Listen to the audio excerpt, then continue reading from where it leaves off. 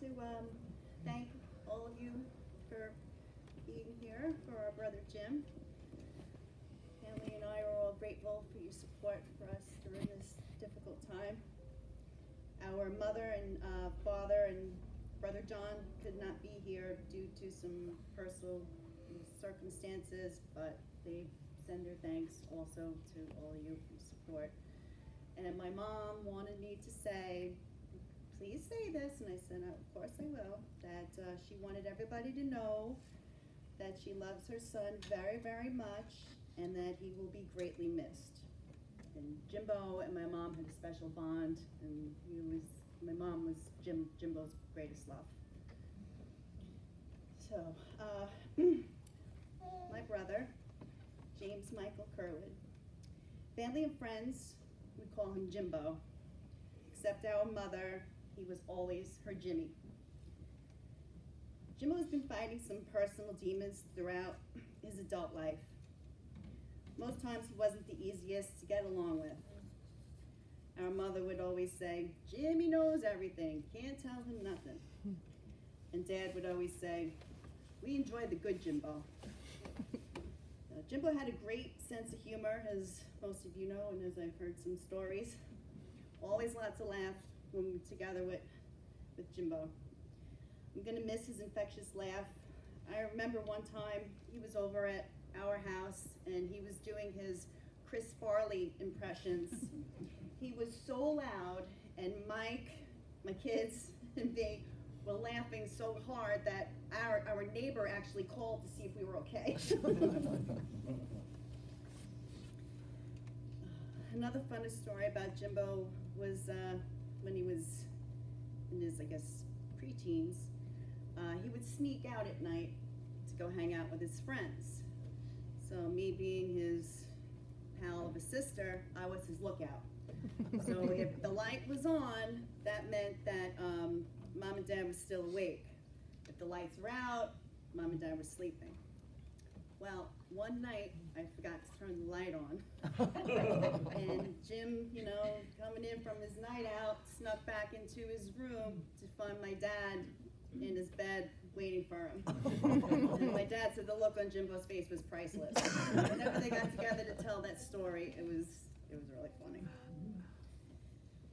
So, Jimbo was very proud of his Scottish heritage. He would talk all the time, loved the movie Braveheart. That was like his fave.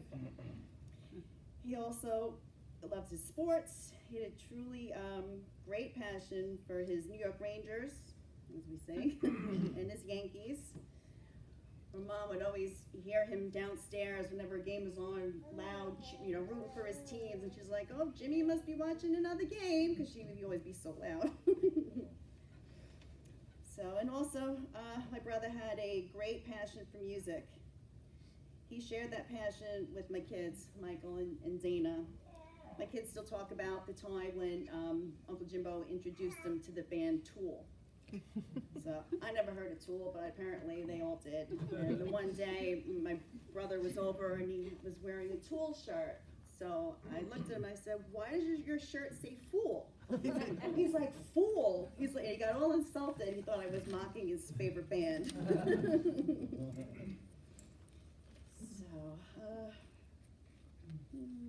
And then Jimbo and our older brother Johnny, they also shared their love of sports and music together.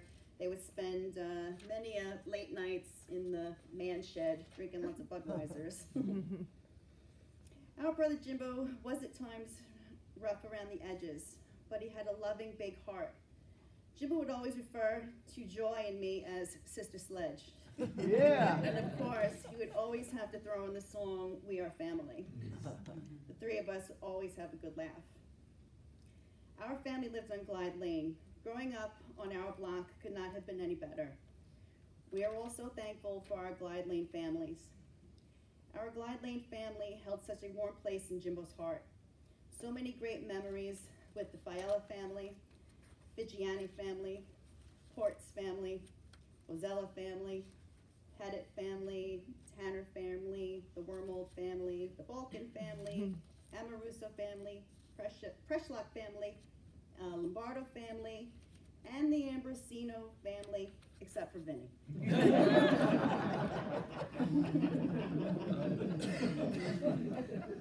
Jimbo and Peter. Jimbo and Peter were Glide Lane's little brothers back in the 70s. Funny story, Jimbo and Peter would talk about when, where is Peter? Oh, there you are. When you traded your leather jacket for Jimbo's Huffy bicycle. You can ask Peter to tell that story. It's funny. And then also another funny story, the time when we took, when Peter went with the Curwood family to Great Adventure. Sorry, Peter, I'm going to mention. And poor Peter had to puke out the back window of the station. So, let's see. Jimbo and I had a special bond growing up. We'd play cars, Play-Doh, Legos, and dance to our favorite Beatles songs. Our song is Till There Was You. Even as adults, hanging out after a couple of drinks, we would always, sing that song and have a good laugh.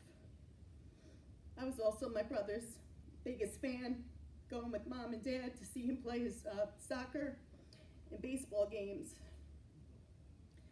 But one of the special memories I have of my brother when he was a kid was when he used to walk out of the laundry room dressed in his sweater and his dress shoes on, and he would sing the Mr. Rogers song. And I would sit and watch, and I'd clap, and he'd change his sweater and go through the whole thing. He's a lot, he did that. So Mr. Rogers taught Jimbo and I 1-4-3. 1 meaning 1 for the letter I, 4 for the meaning of the 4 letters in the word love, and 3 for the 3 letters in the word you. I love you equals 1-4-3. We would always end our get-togethers, phone calls, and texts with 1-4-3. Our last text was over a week ago. I'll save it forever. Text ending in 1-4-3 always. Here's to you, my brother. 1-4-3 always. Till we meet again. I want to thank Roger and Leah who will be sharing their kind words and prayers for our brother. And then the last thing,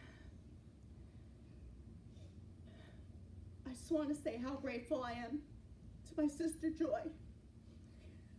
Couldn't have gone through this without you. And I'm just so thankful you're my sister. And I love you, Sister Sledge. Sister Sledge. Thank you. Miss Joyce.